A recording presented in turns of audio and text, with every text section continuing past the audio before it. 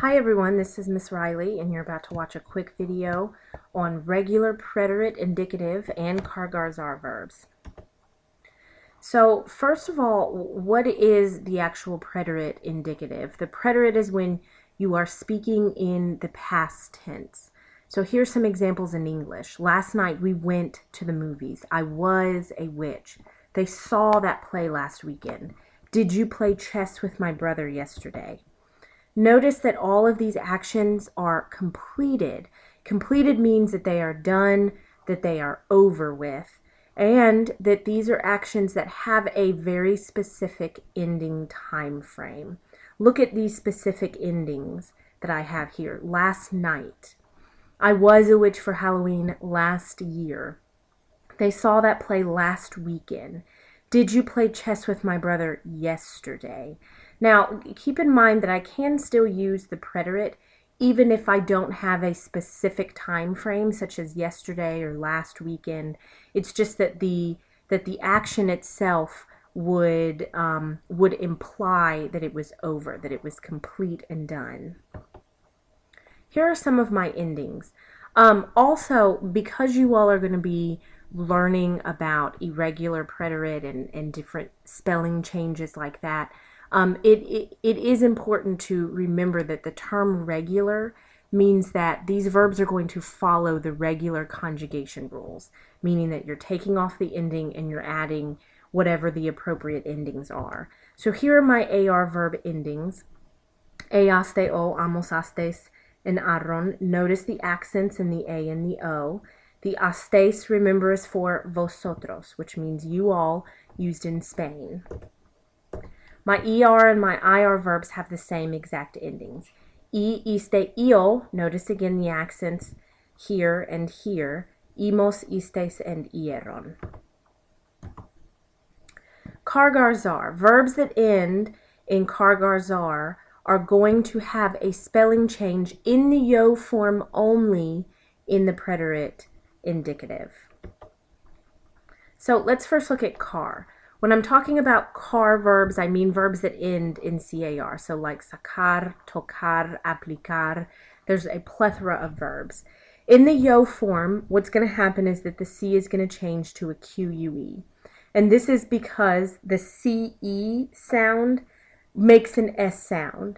But if you notice that in my infinitives, this CAR, it makes a K sound. Sacar, tocar, aplicar. And so the general rule, and of course this is not going to apply to every single verb because there are a lot of irregular verbs, but in general we want to try to maintain the sound of the infinitive. And so because the sound of the infinitive is a K sound, and if I conjugated regularri, then I would have an S sound, because notice here, if I kept the C, then I would have a S-A-C-E, and that would make an S sound. So I'm changing the C to a K to maintain that k sound. So my yo form conjugation is going to be sake. Notice that my endings do not change. I still have an accent here. It's just that my C is now a QU. And again, you'll notice that every other form is completely regular. The only change is in the yo form, and that's because the E is only in the yo form. Gar, so I'm talking about verbs that end in GAR, like entregar, apagar, jugar. In the yo form only, what's going to happen is basically I'm just adding a U in between the G and the E. And this is because if you have a G and an E next to each other, it's going to make an H sound.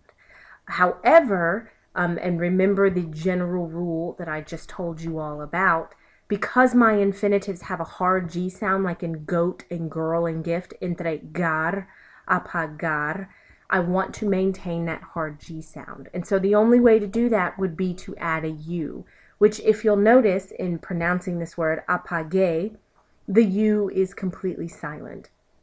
Again, only in the yo form. Every other conjugation is regular. Zar verbs, the reason why I'm changing the spelling of zar verbs is a little bit different from the car and the gar. It is not a sound reason, because if you think about it, if I had my E after a Z, it's going to still sound like empezar. There is no change of the sound there. But my rule in Spanish is that we can't have the combination of ZE or ZI. Why? You just can't. So since I would be violating that rule if I conjugated regularly, then what I need to do is find another letter that sounds the same as the Z. And that's where I'm getting the C from. Every other form, again, is completely regular because notice that every other form has either an A or an O, and I'm not violating that ZE-ZI rule. There you go.